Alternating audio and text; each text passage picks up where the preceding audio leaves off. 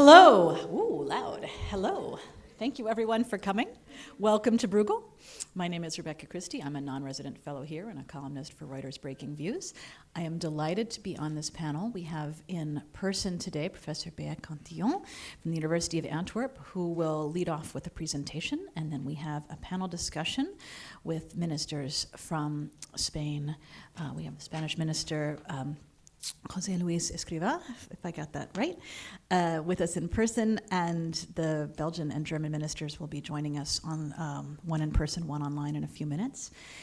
We are here to discuss the role of a minimum income in fighting poverty, even for those people who are in work, trying to find ways to make sure that people have enough resources to stay out of poverty is something that should be a priority for everyone in the EU and something that policymakers may be able to do something more about. We will, without further ado, hear more from our panelists and our distinguished speaker about how this can work, and we look forward to your questions. Questions will be at the end of the discussion, the initial discussions from the ministers. So we will start with the academic presentation, then hear from the ministers, and then hopefully hear from you. And those of you joining us online, you can also ask a question via the Slido link, which should be available on our event webpage. Thanks again for joining us. Thank you very much, and thank you for inviting me. I will give a very brief introduction. We are a little bit late, so maybe I will pass some of the slides that I will present, and basically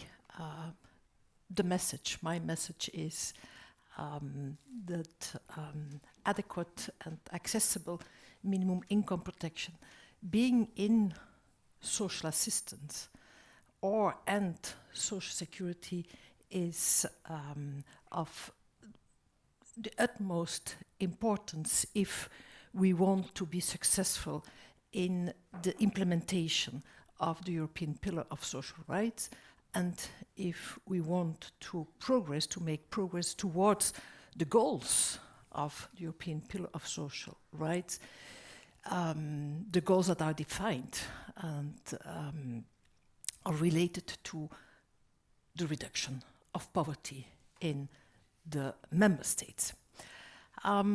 And I will start with these poverty trends, and I will start with the most important question, that is, are we on track? We have these goals defined, and all member states accepted these goals. And so the first question is, are we on track? And the answer is no. In most countries, we are not on track.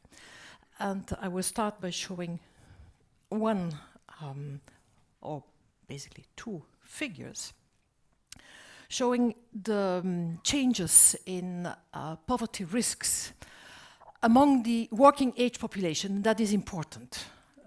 My focus will be on the working age population. For the pensioners, the trends are more diverse across countries. And in many countries, actually, there has been further improvement among the elderly. But in most countries, this is not the case for the active age population. Here we look at trends between 2009 2019. This is between, let's say, the end of the financial crisis and the start of the pandemic. So this is covering a period of growth of income, growth of employment, and in many countries also growth of social spending. So in that period, we could expect a decrease of poverty, and we could expect advancement towards the goals we have adopted, all member states have adopted. Now, if we look at the trends between these two moments, we see, looking at the composite indicator AROP. It is partly about the relative income poverty, 60% of median income, relative income poverty. It is about material deprivation and about work intensity. So this composite indicator, if we look at trends, then we see that the bars go down in a great number of countries. But if we look closely, we will see that these countries are mostly the post-communist countries, Eastern European countries. And if we look further, we see that these advancements are related in most cases to improvement in the severe material deprivation index and to a lesser extent the low work intensity indicator, not on relative income poverty. And this is what we see in the second part of the figure. This figure shows the changes in relative income poverty in EU member states between 2009 and 2019. And what we observe is that the number of countries where there was improvement is very limited. And also mostly Eastern European countries.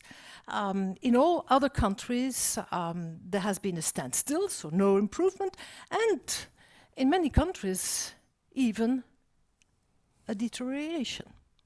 So we are not on track. Okay, the question is why? Obviously, this is a very complicated question, and there are many, many factors at play, but an important factor, and so I come to social protection and the importance of social protection, is the fact that social protection and the adequacy of social protection, especially for job-poor households or households where the work intensity is relatively low, the adequacy of social protection has decreased. Here I just show a number of countries. But there are no countries that are showing another trend, an upward trend of the red lines. You should look at the red lines. The red line shows the poverty reduction by social transfers, social assistance and social security for a household with a low work intensity. And you see that in all countries the line goes downwards. Here there is clearly a downward convergence towards very low levels, towards more or less 20%. Only 20% of households with a low work intensity, these are the households who are most dependent on social protection. For only 20% of these households, social protection is adequate, or is adequate enough in order to tilt these households to the poverty line. And this downward trends in the good years before the pandemic, the good years between the financial crisis and the pandemic. I think these are trends that are worrisome, and we should find a way in order to break the trend and to increase the adequacy and the accessibility of social protection, especially for those who are most in need of social protection. Households with low work intensity, these are the low-skilled households, these are lone parent families, etc., etc. Okay, I'm looking to you for your timing. Okay, good. So we need to reinforce the social inclusion part of the European Pillar of Social Rights. There are 3 parts in the European Pillar of Social Rights. The 3rd part is on social inclusion and social protection. We need to reinforce that part. And there have been important advancements in the recent past. We can think about the directive on minimum wages, on the recommendation on minimum incomes, the recommendation on access to social protection. So we should take these tools and try to bring these tools to a next level. The question is how how can we do this? And well, these would be my recommendations. First of all, we should reinforce the analytical work to define benchmarks, and I will come back to that in a minute. I think we should bring in the whole story the ESF, the social funds. Increasingly, the social funds are used, at least in the rhetoric, as an instrument in order to take further the Green Deal and social inclusion, etc., etc.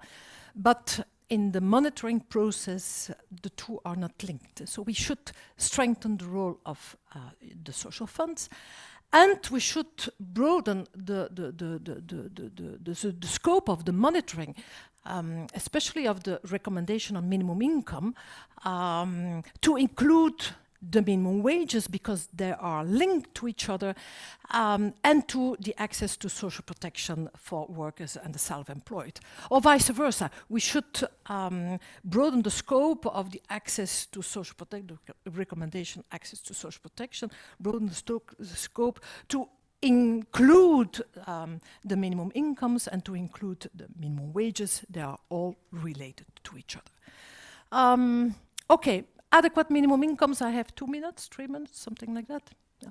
Adequate minimum incomes are pivotal, so it should be the focus of the social agendas of the presidencies. The need, I think, to try to move forward to a directive on minimum incomes. Why is it pivotal? Well, first of all, because, and this is what history tells us, employment and social investment strategies are important, but are not enough to reduce poverty. We need strong social protection.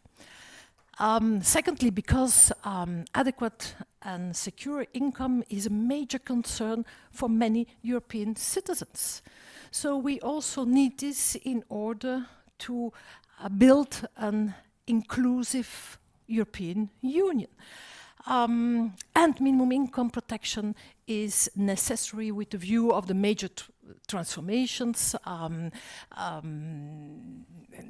the just transition should be an integral part of that agenda. Minimum basic security is needed in a world that will change drastically in the coming years. And lastly, common minimum income standards are a necessary precondition of European solidarity. And why is that? Because if we increase solidarity between countries, we need a social level playing field in order to avoid more hazard. We need a social level playing field. How can we define a social level playing field? Well, in the first place, by defining minimum income standards. I'm looking at you. I think that yes? Okay. Yes. So I think I will take this one. The need to reinforce the work to define benchmarks of adequacy. In order to define this common social level playing field. If we look at how these standards are defined in the recommendation on minimum income, we see that this is not really very convincing, to say the least. How it is defined, how are the benchmarks defined in the recommendation? First of all, well, the national at-risk of poverty threshold, so the AROP, that's fine. Okay, that's fine, that's clear. This is in parallel with how adequate minimum wages are defined in the directive on minimum wages, so that's fine. But it is not only that, it is not and, it is or national at risk of poverty, or, and then or. The monetary value of necessary goods and services according to the national definitions. Well, that's not a very good start if you want to define a social level playing field. And well, the third benchmark is obsolete. It's defined as established by national law or practice and is of a comparable level of the previous two, which is rather meaningless. So the need to devise a methodology in order to define benchmarks of adequacy, but also benchmarks of accessibility as a first step in order to define this social level playing field we need. And I think I will finish here. Okay, thank you. Thank you very much. Very much appreciated the overview and the recommendations, and especially the link between unemployment schemes with minimum wage schemes, because of course one of the things we're going to hear from the ministers is how to make sure that minimum wage and unemployment benefits don't get in each other's way so that people can make the most of the social funds and also contribute to society. We are very lucky to have here with us, of course, Minister Escrivá from Spain, Minister of Inclusion, Social Security and Migrations. We have Minister Frank van den Broeke, the Belgian Minister for Social Affairs and Public Health, and also Deputy Prime Minister. And we should have online, I don't know if he's with us yet, State Secretary Rolf Schmachtenberg from the German Ministry of Labor and Social Affairs. We will at some point see him on the screen. I figure, Katja, give me a sign if, there we go. Maybe, hello? So with that, are we, sorry, my screen, are you representing Secretary Schmachtenberg? No, he'll be here any second now. Okay, excellent. There's a short delay, but he'll be here in a minute. Delighted to see you on screen. Just wanted to make sure there wasn't a change of speaker, and I had completely dropped the ball on that. Not to judge on people's pronouns, but this didn't look quite the same as the picture on the event page.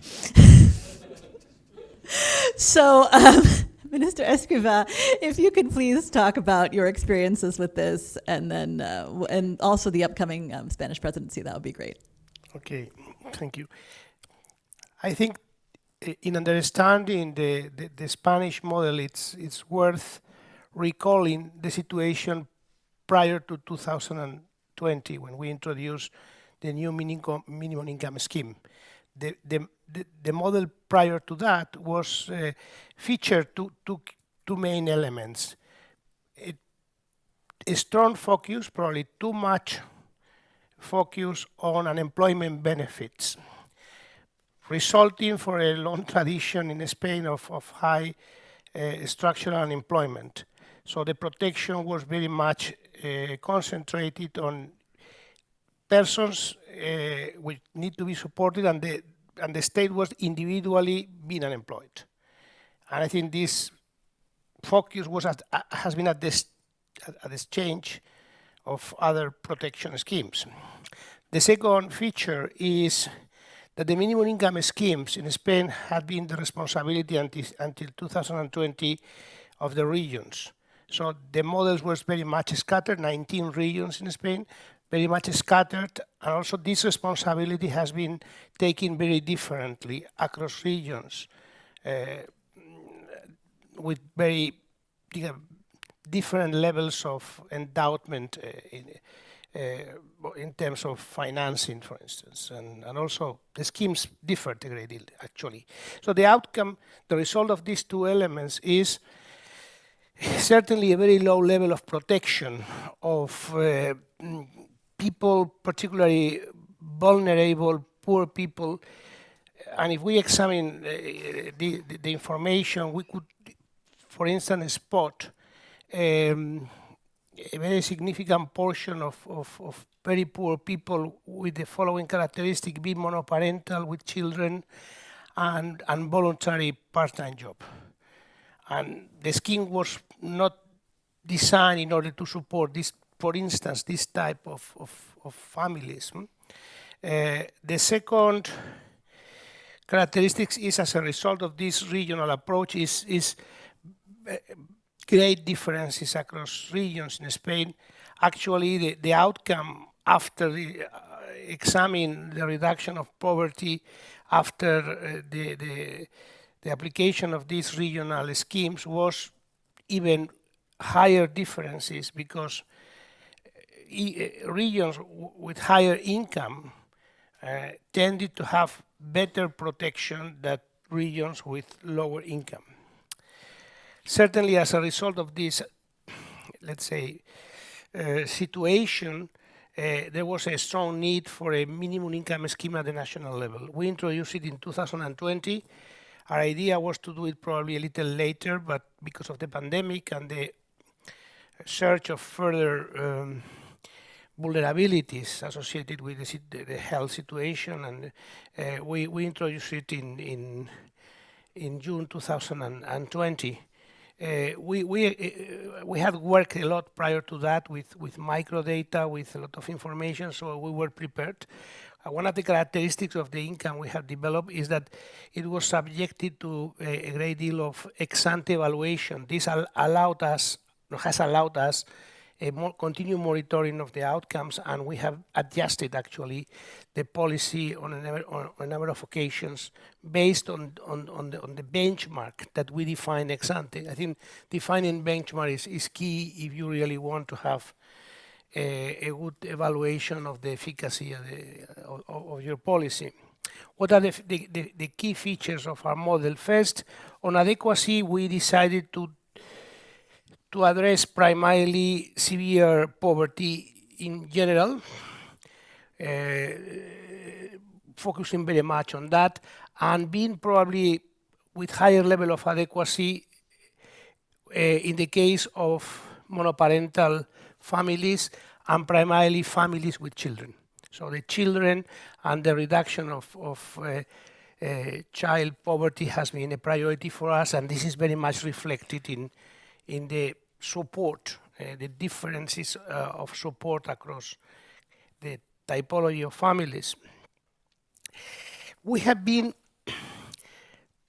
I would say, rather demanding in terms of eligibility criteria, and the reason for that has been that we feared and we wanted that this new income scheme, national income, could have a great deal of legitimacy at the national level, and we wanted to, in a way, to ensure that there was a general perception that of the desirability of the program, and that has resulted in some stringent features, also avoiding fraud that could be seen even maybe from some angles in the society that this could be misused of this minimum income. That has been another feature which I think is important.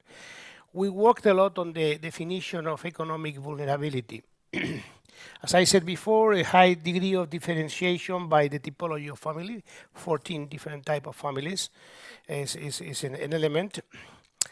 In terms of the definition of income, the definition is rather broad, and in order for that, there is actually daily now crossing of data between ourselves and the Social Security and the tax authorities. And basically, we don't ask, we determine the income based on tax records. Something that I think is relatively unique is that at the family level, because this is of course a grant at the family level, we not only use an income criteria but also a net wealth criteria, which is also determined based on information we have about the net wealth of all individuals, and we aggregate it at the family level, and we exclude in this definition the living house, but it's a net wealth definition. So it's wealth plus income, right? In a way, we are moving away from just income criterion for poverty, but poverty is the combination of wealth and income, and this is very specific in our model. And it's absolutely compatible, and this is very important, with labor income, both for self-employed or people which are employed. And I think this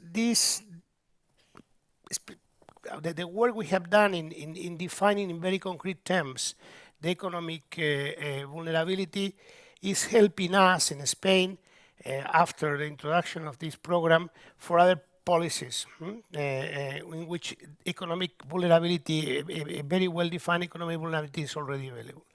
Just to give you an example, now after the crisis, the Ukrainian war and the surge in inflation, we decided to support and then we have a transitory support of income to those receiving the minimum income scheme of 15%, and basically we use the 15% additional increase temporarily, taking into account the estimate of the loss of purchasing power resulting of the fact that their basket of goods and services is higher.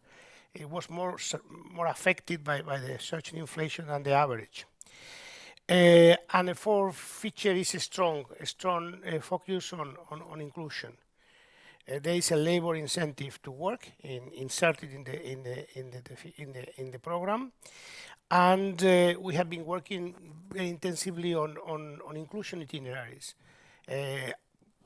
using pilot projects, 38 pilot projects.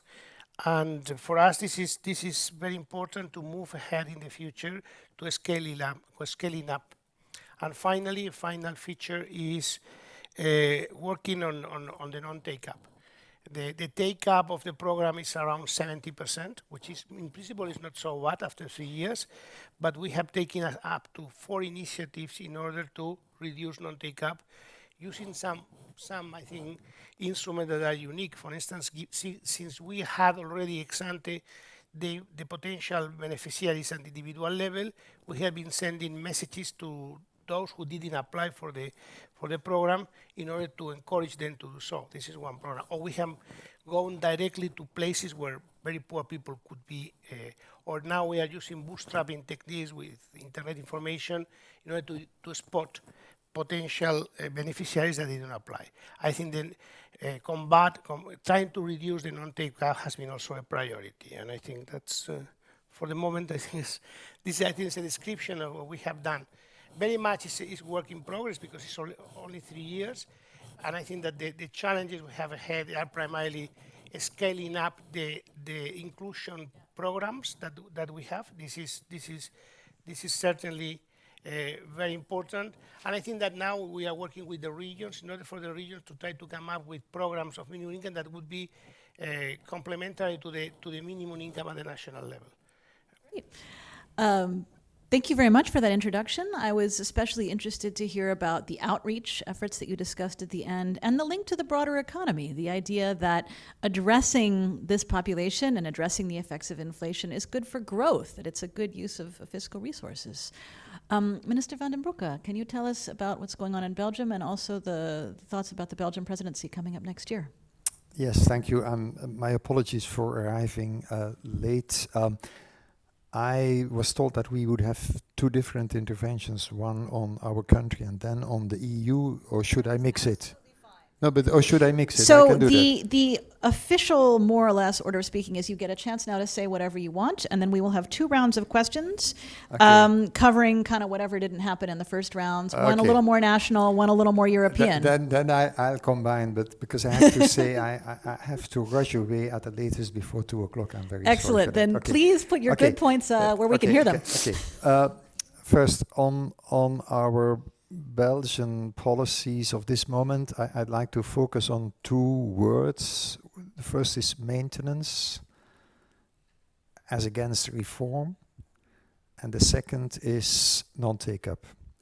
First on the maintenance. When this federal government, in which I'm a member, started, this was in October 2020, we had a very ambitious, I might say, multi-annual plan to lift our social minima towards the at-risk of poverty threshold in Belgium. But simultaneously, and this addresses one of the questions, I think also much of the work done by Bea, simultaneously we thought that we had also to lift the minimum wages, and so there was a kind of a twin track. On the one hand, a substantial increase in minimum wages, which is ongoing and which is really substantial. And on the other hand, lifting social assistance minima and social security minima. The plan was ambitious, but basically it consisted, with regard to those social minima, it consisted basically of 3 tiers. There were 3 layers in that. The first is kind of an evidence in Belgium, but not everywhere.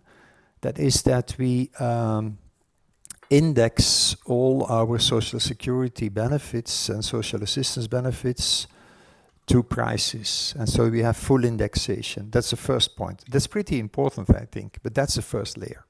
We do that. The second layer is that we have a mechanism now since some 15 years, which we call the biannual welfare adjustment, and which is on top of the price indexation. You have an increase of minima and benefits that have, let's say, that are given to people who have them already for a long time. So we have an increase on top of prices that is indexed to the general increase in economic welfare, let's say wages. We call that the welfare adjustment on top of the index. And so we do this, and we do this at 100%. That's not been the case over the past 10 years with all the governments, but this government decided that we should apply this welfare adjustment on top of the price indexation for 100%. Now, this boils down to very small increases, so you're talking then about 1% extra for minima, 0.5% for some benefits, for some maybe 1.5. The point that I would like to make here on these first 2 tiers, and notably this welfare adjustment, is that this is not spectacular. If I come on television and I say, well, I increased this minimum with 1%, it's nothing spectacular. However, if you don't do it systematically over the years, if you don't apply that kind of maintenance, that kind of steady, non-spectacular maintenance, you lose out a lot. And I think it's been shown, I also address Bea, also with micro-simulation exercises, that if you don't do that, this simple maintenance of levels, of minima, after 10, 15 years, you are in a different world. Now, given the fact that it had not been done persistently over the last 10 years, we also added a 3rd tier, which was an extra boost, pretty important. And so our social assistance minima have been increased with an additional, say, 8%, minimum pensions with an additional 10%, minimum unemployment benefits less 3.8 or something. But together, that's a pretty ambitious program of steady increases of levels of social security minima and social assistance minima, on a par with a pretty ambitious expansion path for minimum wages. And I think that's been good, and I'm rather proud about this, you hear me. Now, let me come to the more problematic part. So my first point is this maintenance is important, and maybe also referring to our EU agenda. Part of the pressure the EU should exercise, I think, on member states via its social frameworks and social policies is not just reform when you need reform, but also this kind of steady maintenance. Then let me come to the second part, which is Nontakeup. This is more problematic. I cannot be terribly complacent here. But let me explain something that is structural. We have social assistance, we have social security. Very traditionally, we were a country in which social assistance was marginal. Some people will know this, the leefloon, revenu d'intégration sociale, real social assistance, means tested, was marginal. Social security benefits, entitlements, not mean tested, were really dominant. We had a social assistance scheme for the elderly, la CRAPA, marginal. We had allowances for disabled people, important but relatively marginal vis-à-vis other branches of social security. Now, for a number of reasons, the weights of the social assistance part of the system vis-à-vis the social security part of the system have changed rather importantly. And so the number of people out of work, able-bodied out of work first, in social assistance vis-à-vis the number of people in social security, that has changed rather dramatically, even in Belgium. That is one of the reasons, I would say, why non-take-up is also increasing as a problem, because typically in social assistance you have non-take-up, whilst in social security you have these automatic entitlements. Non-take-up is much less of a problem. So we do have an increasing problem, I think, structurally of non-take-up. And secondly, in our healthcare system, and now I'm not talking about benefits but also about reimbursement of medical costs. In our healthcare system, we are proud to have universal access and a pretty universal system. And indeed, there is universal access. But we do have a kind of a priority extra reimbursement for the more poor strata of the population, for the more precarious strata of the population, which is in a sense means tested. There is an income criteria. And there we are confronted also with pretty important non-take-up, which in a society that is becoming more diverse, with more immigration, all kinds of mobility, you know that stuff, it's something we are not really able to master well, I should say. And so, on the one hand, we have a tradition, we have, I think more than 20 years ago, or 25 years ago, we issued legislation under the umbrella of what we call the social charter for the insured, which was a guarantee of perfect information and you will receive your rights. So this is very nice. But in the society as it has been evolving, it doesn't work that easily. And so non-take-up is a hard problem. And so I urged my administration and also all the associated factors like our sickness funds to work on practical, pragmatic measures to fight non-take-up, for instance, in this priority extra reimbursement of healthcare for poor people. I cannot be too complacent about this. Now this brings me then to the EU story, and I'll stop there.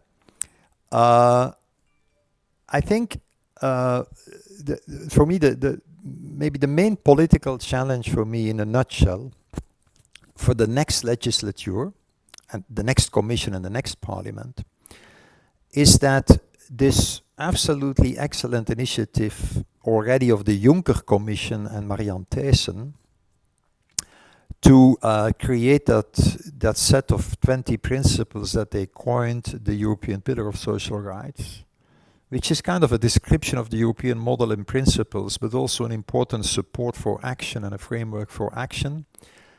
I think it is very important to keep that on the agenda. Now, politicians, as I know them, I know myself, they tend to want to change agendas all the time and to change the words and to invent something new.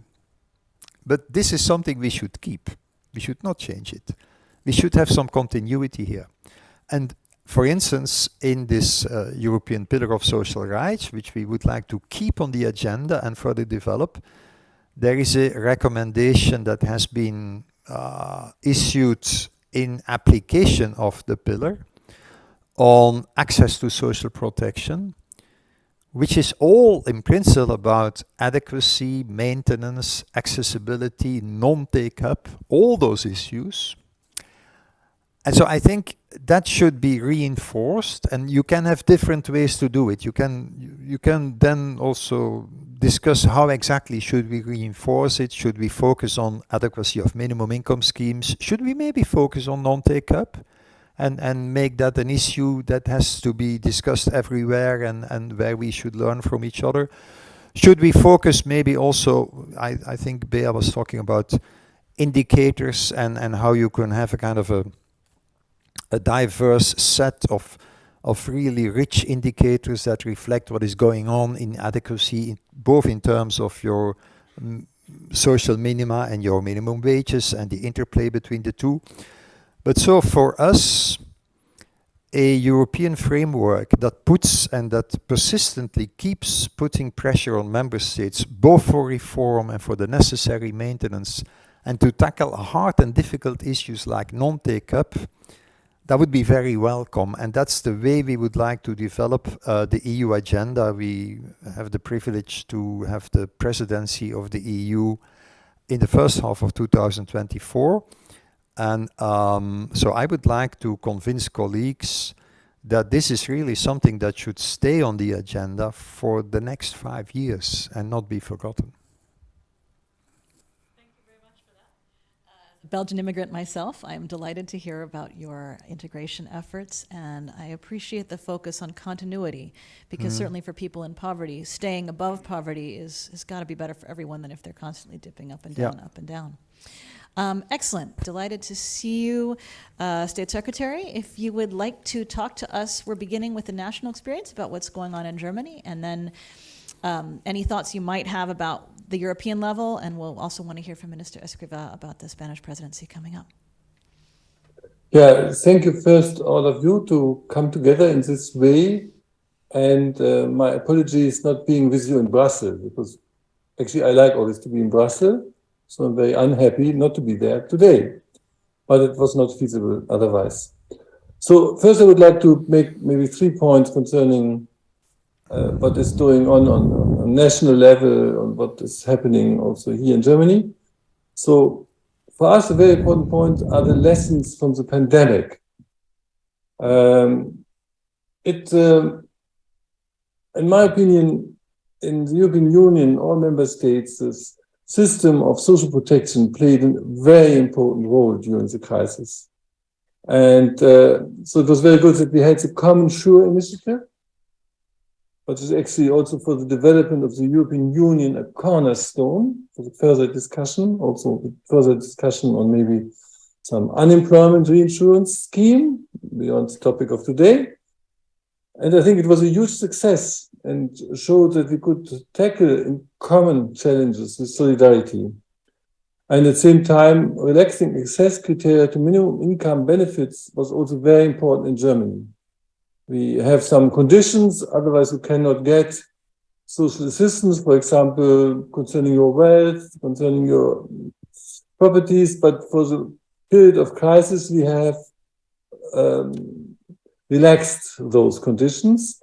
In particular, this was very important for the self-employed, actually. That's a big problem in our working society still, that our social security system for self-employed is very bad concerned situations of no work to do. And actually, we have taken some money in our hand, and we have made a study which was published in January, a large-scale research paper on minimum income systems in Europe. It was made by IZA, Zentrum für Zukunft der Arbeit. And this paper found that minimum income systems contribute to crisis resilience through income provision and active inclusion. This is very important, the combination of minimum income and active inclusion. And I'm very happy that we have made this study, because it gives a lot of evidence of what we all feel, but sometimes it has to be proven. And we had a very good conference on 17th of January this year. A lot of people from all over Europe participated in this discussion. And so this is a good basis also for the European discussion. What happened in the meantime in Germany, actually also based on the experience of COVID, we had a huge reform of our minimum income system, which is now transformed to a citizen benefit. And this new act came into start beginning this year, and it has a big change in one paradigm. Actually, so far, it was always the clear point that any work is better than no work. So it was a decision from the time of Blair, Schröder, workforce discussions early this century. And this was very dominant in our system and had for consequence that a lot of people which were depending on minimum income stayed depending on minimum income because the systems have always forced them to accept any work, any bad work, so to say, so that there's a big circle mechanism implemented. And now, also with the background of a better employment situation, I have to say, we have thrown away this paradigm. And we say it's more important to enable the finance and qualification, and starting from 1st of July, a lot of initiatives will start to how we better qualify people who are depending on minimum income schemes. And you might be surprised, but even in Germany, this is famous, always celebrated dual system of vocational training. We have a lot of young people which have not a profession. They didn't learn a job. They drop out of schools or they drop out of the training programs. So we have more than 1.4 million people below 25 which are not in the school, which are not qualified. And typically these people are depending on minimum income. And that's why it's so important to have this connects with a qualification policy and with initiatives now. Now we are giving incentives to qualify. Earlier it was said, no, you have to work. And if you don't work, then you have to qualify. So there were no incentives. No proactive incentives. And people who have dropped out of school, who have dropped out of qualification schemes, for them, you need some incentives, typically. Yeah, there are reasons why they're dropping out. So we are very much hoping that this will help to take up. And now we have another interesting discussion concerning the child benefits in our German system, where we have actually a high non-taker issue. It was a big topic also in Belgium. I listened to what Frank said. So this is a particularly interesting topic here in Germany concerning some schemes we have for children, where they're entitled, but their parents don't apply for this kind of support. These were the 3 points I wanted to make concerning the national level. And I don't know whether maybe we make a break and then come back to the European level. I don't know. We have about 35 minutes or so left in our conversation, maybe 40. And perhaps, Minister Escrivá, you would like to talk now about the Spanish presidency. And State Secretary, by the way, thank you for your comments. And I was especially interested in your remarks about how to reach people who have fallen out of the different incentives and qualification schemes, because those are the people most at risk in many cases. So thank you for bringing them into the conversation. Minister. Yes, for our Spanish priorities for our presidency for the next semester, well, the starting point is the recommendations of the Council on minimum income. We have been very much pushing this agenda in previous presidencies. Actually, there is a working group in the EPSCO, under the umbrella of the ESCO, on minimum income that is presided by us, by the Secretary General for Inclusion of the Ministry, and this will continue so for next year. This working group, in principle, is expected to last until 2025. And I think that in the context of this working group, but also bringing,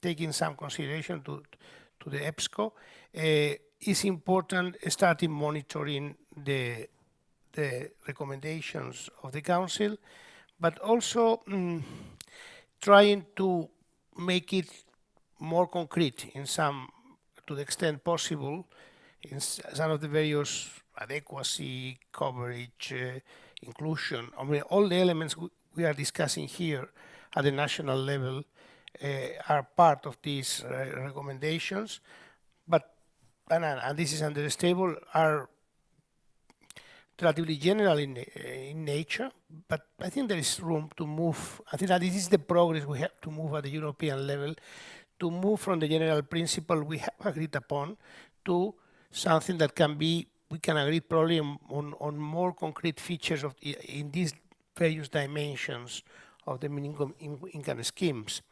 And I think it's very much important to work on benchmarks and also working with the data now that is much easier than in the past to work with microdata and administrative data. I mean, these are provides us with opportunities to learn more about those who are under minimum income, the people who are really vulnerable and very poor. So we can cross this information with other databases and to try to understand better why they are basically under poverty traps and help us to design policies to improve their condition. But I think we can also, and we are doing in Spain, to work more with the non-take-ups people, because we can also have data about them and try to then understand the reason why they don't ask or they don't request or we're not getting the grants, or they are in principle eligible to get them. And in this area, we see a lot of room to exchange experiences and even research at the national level to come up with something that can be more designed at the European level. Finally, we are organizing a high-level meeting in Aranjuez, in close to Madrid, in November. And the focus would be precisely to put together experiences and the analysis we can make up during this semester on minimum income, but we also want a focus on social, something we really believe is very important, which is social investment. Actually, in the Spanish case, in all these itineraries for inclusion that we have designed, 38 itineraries with beneficiaries of minimum income, which have a sort of experimental nature, sort of pilots. There is a strong focus, a very strong focus on child supporting the learning for poor children, education for them, mentoring, etc.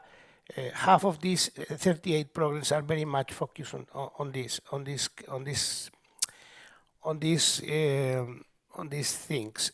And the reason for that is because we firmly believe that this is genuinely investment. It's not only social protection, but it's really investment for the future. And there is already a lot of evidence showing that this is the returns that we can obtain from this public investment are much higher than those obtained for physical investment, for instance.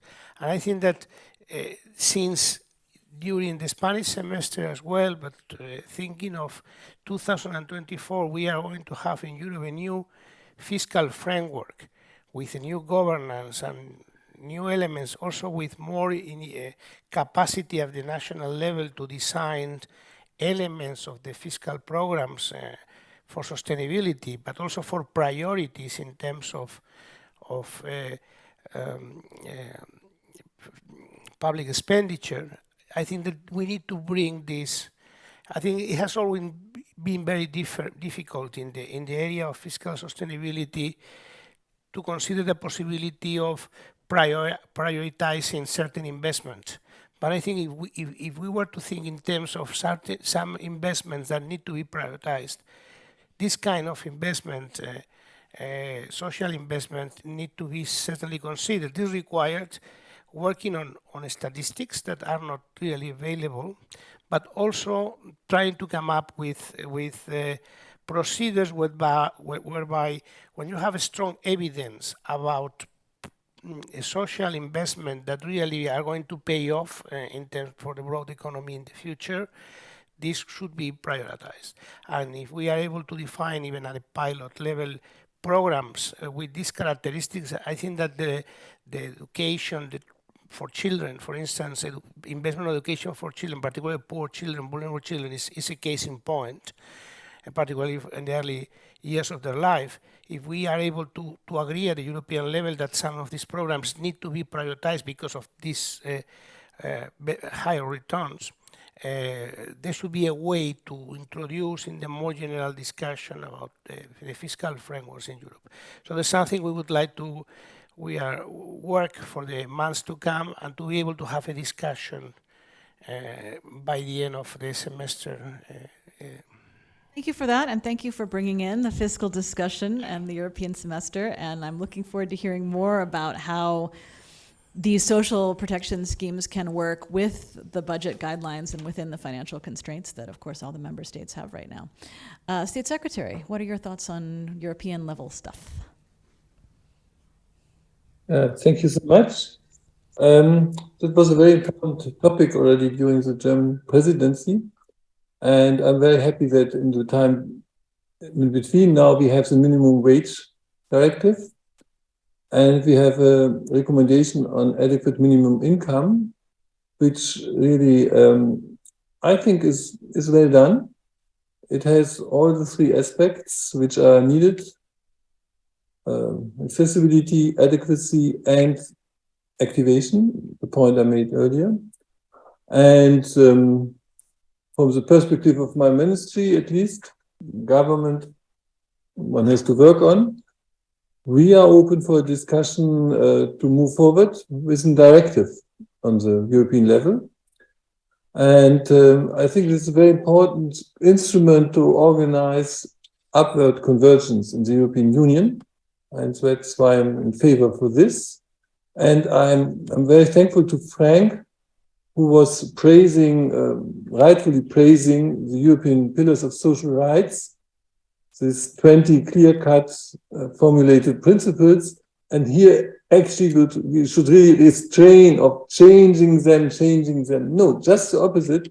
They have to be very patiently and continuously in implementing them. And there's a lot to do to implement them step by step and more and more. And I'm very happy that our Portuguese colleagues have now invited for another summit, end of May, Porto Summit too, to once again emphasize and support this process together with all member states. Because the European Union, it's always important to have most or all of the family members on board, at least. And so this is, I think, now the next step here.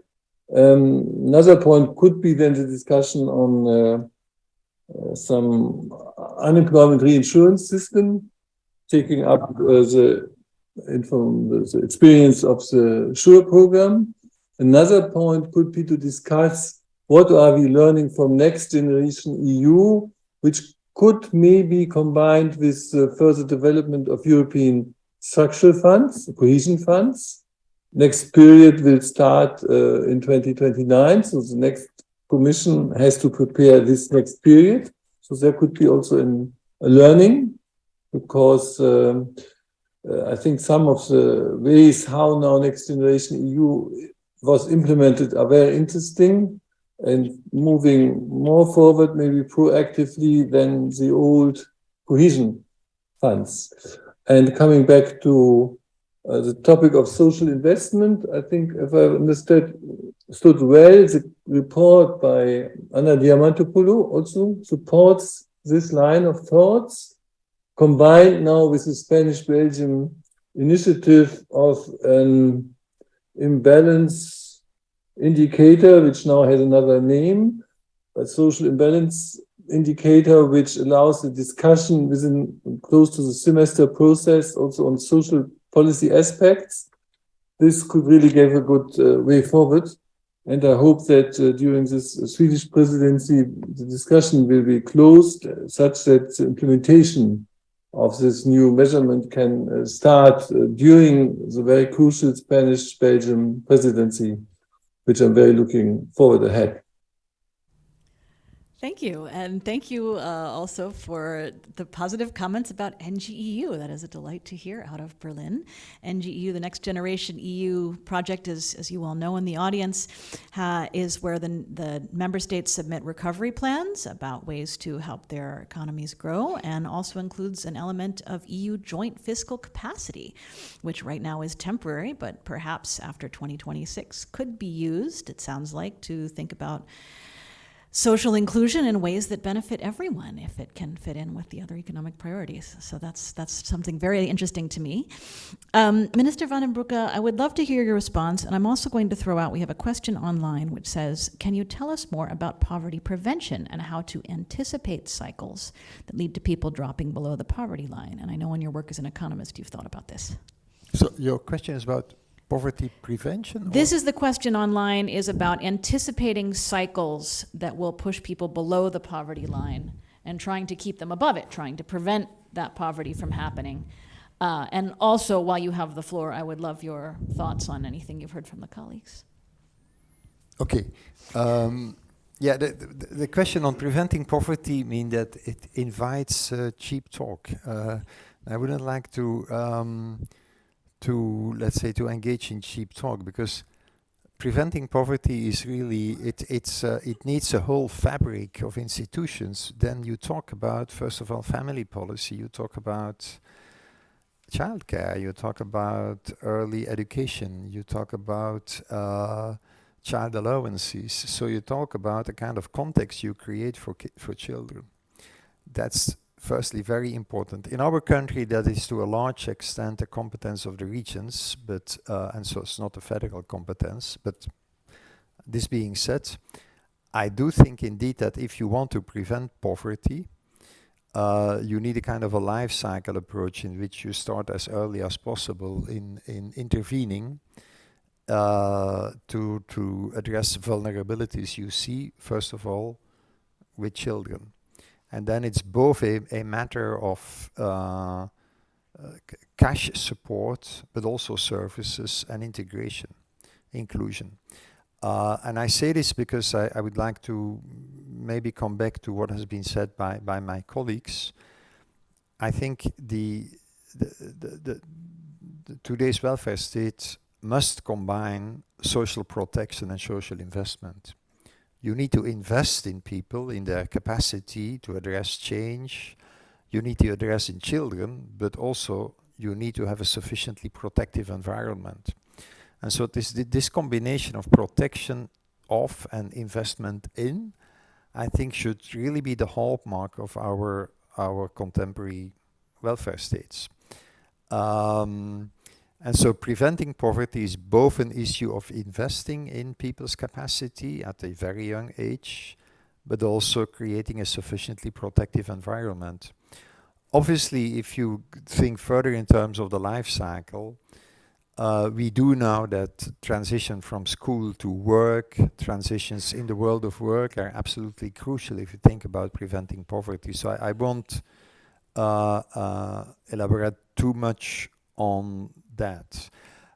Let me also say, as a health minister, this is my other cap, as a health minister, that I'm increasingly convinced that addressing health issues is also very important in terms of people's social inclusion and their capacity to avoid to end up in poverty.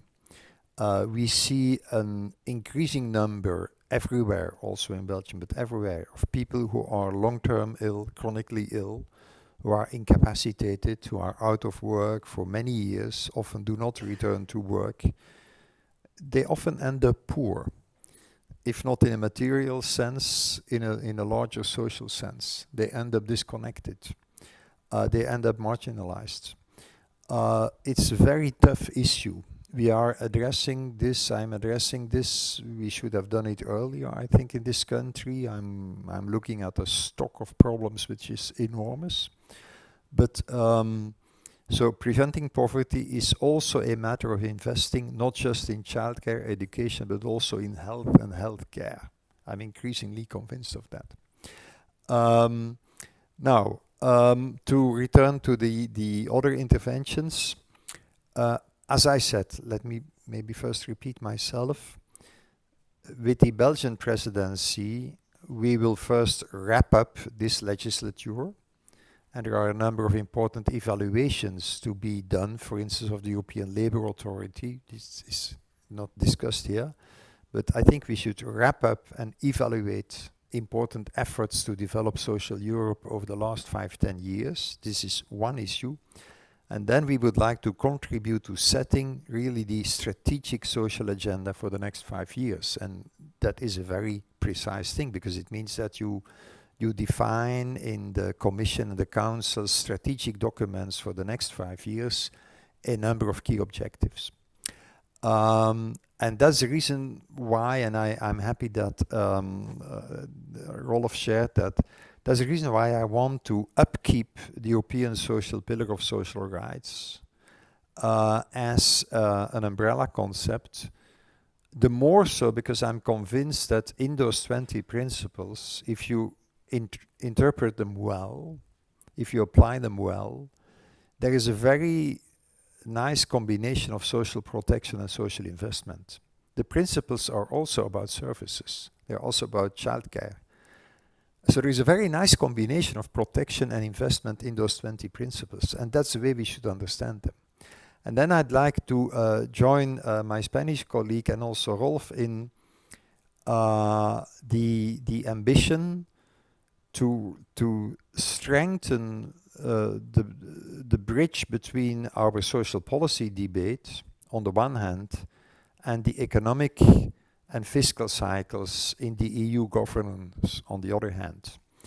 And indeed, one kind of exercise is the exercise where you think in terms of what is the return to social investment, and how can you bring that message down that there is a return to social policy and social investment. Can you quantify that? Can you make that more robust? I think that's a very good idea.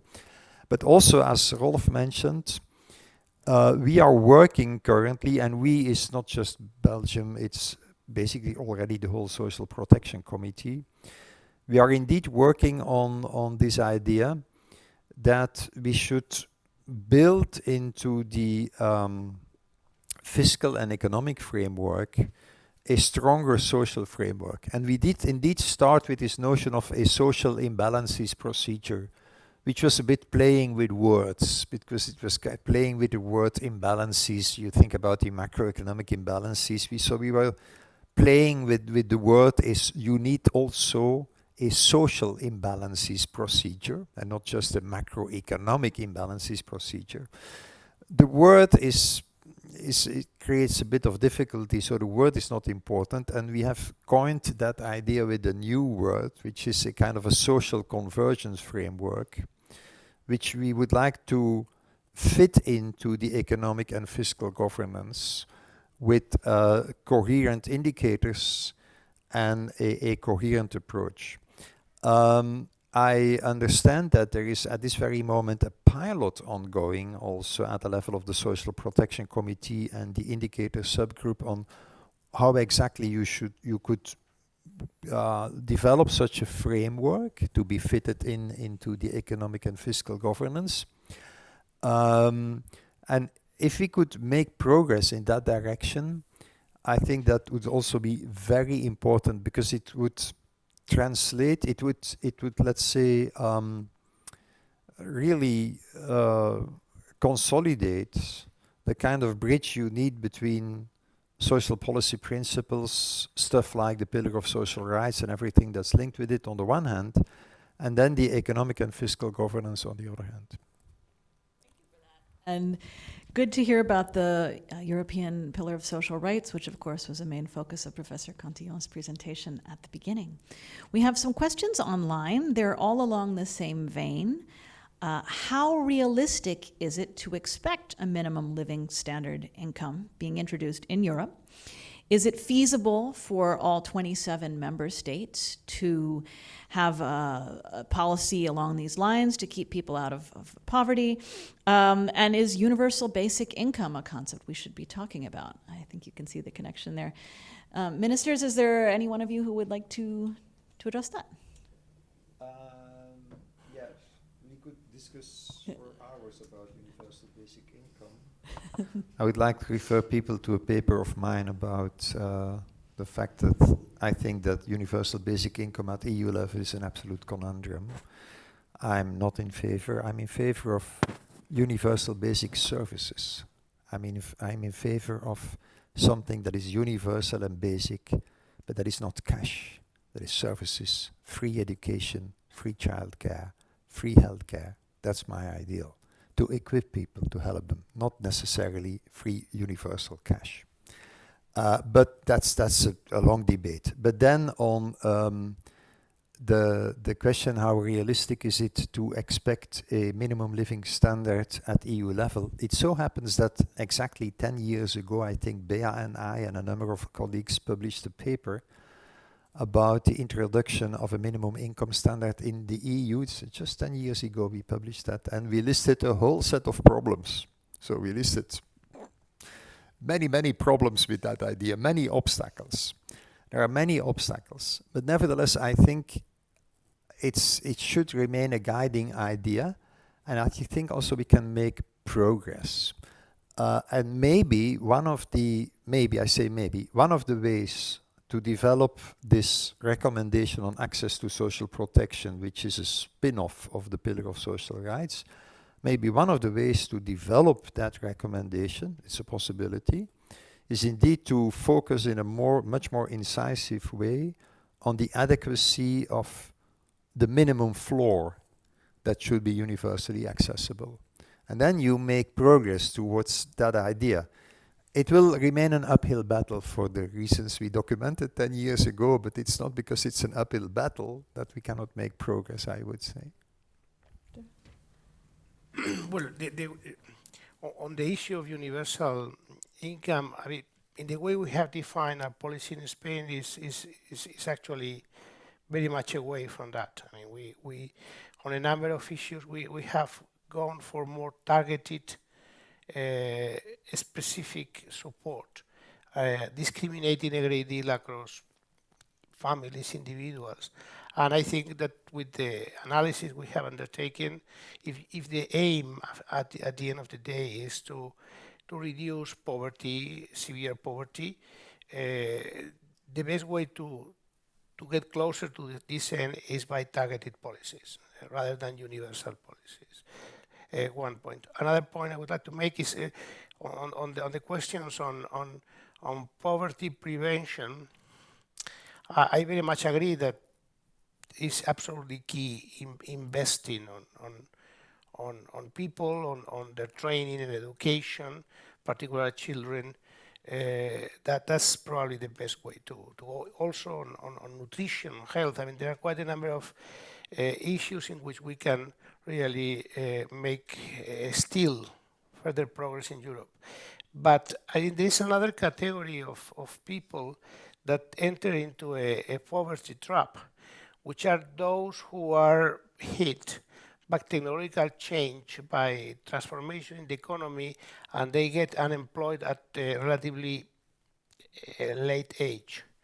And that it's very difficult for them to come back to the labor market, and sometimes they enter in vicious cycles. This is very much studied, and certainly this happens everywhere. And for that, I think we need to rethink somewhat active labor policies. Also, the work in which we interact in training in the firms, furlough policies, training. I mean, there are quite a number of issues here that I think that there is still room for enhancing policies that would avoid that resulting of very much welcome technological changes and positive shocks on productivity don't give rise to this situation that leave people behind and enter in poverty traps. I mean, and that's to me, that should be also a priority. Yes, in Berlin. Thank you. Concerning universal basic income, I agree very much with what was said, and I add my understanding after having done a lot of research and reading about it. It's a very neoliberal concept, which is splitting the society in the core society who is qualified and has good work, and I would say the others, which are then given up with some basic small income, which is not a good income. So actually, I think about it, I'm getting more against it, because it breaks this basic principle of solidarity, which is actually the basis for our democracies in the European Union. Through work, we are held together in a way. And universal basic income is a concept which gives up this idea. Concerning the feasibility of minimum income, I'm very, very optimistic. We have common sense in the European Union. We have now these pillars. We have the recommendation. And moreover, very important, we have the directive on minimum wage. And there we have already an approach to standards how to set minimum wages, and in the context also measures like the 60% method of the CLATS indicator. So there are the elements to organize a convergence process to have, I would say, to have an income in Germany, in Europe, European Union. The European Union is a set of countries where people have the right to, I hesitate to say decent income. We're not speaking about very high incomes. It's about minimum incomes. And typically, someone who has a minimum income will be below the 60% poverty line. So there's always a mix. With a minimum income, I don't reach to bring people out of poverty. It's the lowest income which you have in society. This one has to get clear. So it's not to fight in poverty in its all aspects, but it's a very important instrument. So minimum wage and minimum incomes are the siblings. And coming back to the pillars of social rights, it's number 7 and number 14.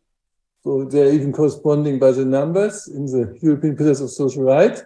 Number 7 and 14, they work together. One creates a minimum wages, and the other one creates a minimum income, and there we are on the way. And as Frank said, we have to continue this way.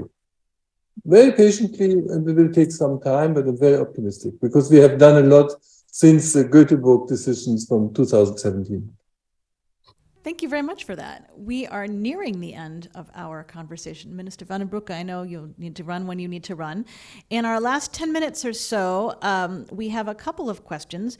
One of them is about the growing power of artificial intelligence to disrupt the economy. And on that, I would refer you all to the Bruegel paper I did on robot taxes that you can find on bruegel.org. And with that, I will go into the other questions we have, which are largely about what is happening in Spain. And I am very interested in those questions. Minister in Germany, State Secretary, you said you had a comment. Maybe you want to throw that out, and then we will get into some discussion about Spain and some concluding remarks. Yes. No, I'm only happy to hear this. So there was nothing more. Okay, excellent. Minister Escrivá, so you see we have multiple questions. The one that people are mostly interested in is, do you know the net cost of introducing this income scheme, the gross cost and savings and things like that? How are you keeping costs low? And is it complicated? Another question, is it complicated for younger people to become eligible, and how can you deal with accessibility? So very interested in learning more. Yes, we decided, and there was discussion on the second issue, we decided that in order to be eligible for minimum income, you had to be at least 23 years old. So there may be other policies to support young people to live alone, to start a new life. But basically, this is not the purpose of the minimum income scheme. So decided to set stringent eligibility criteria. Also, it is also required that people are living alone or together in a house in a particular place for at least some period. So probably the question they are putting on us has to do with the fact that it's true that some young people may have been expecting in Spain that the minimum income could be a way to start life alone, But this was not the purpose of the minimum income scheme. But there was a discussion about that, and it was a discussion in the parliament, and we decided to introduce the features in terms of the fiscal, the fiscal cost. Basically, how much does it cost? I mean, our budget is. I think it's not very high, because since it's very targeted and focused, is our budget for next year. I think is for this year is 3 billion, which it would be of the order of 0.2 of the Spanish GDP. But we have to take into account that since there were prior minimum income scheme at the regional level, we are taking a part of those that were supported by the regions. Probably the net cost would be of the order of 2 billion or so. So in principle, it's not something very, very high, because it's very much targeted. What we have done, probably since 2022, actually, is enhance the minimum income scheme with a child add-on for those families with children, even with higher income. And finally, what we expect to do, this is part of a thinking that probably will be not in this term, but probably for the next term, but it's also part of the recovery plan, is to try to combine the minimum income scheme, or to use it as an umbrella to integrate into the framework of the minimum income scheme other non-contributive subsidies in Spain. For instance, those for retired people that are not eligible for a pension. And we have another scheme that probably in terms of income and wealth criteria, those criteria that we are using for minimum income could be very much appropriate, suitable for other grants, other contributions. Thank you. We are basically wrapping up. If any of you would like to offer some closing remarks, now is the time. If not, Many thanks. I have to be in Parliament. Yes. So I really have to. They call me. Yes. thank you all for coming in person. Thank you to those of you who watched online. A replay will be available on our website shortly, along with a summary perhaps of some of the main points. And we thank you very much for coming. Hope to see you again. Thank you very much for organizing. Great to Bye. meet you again.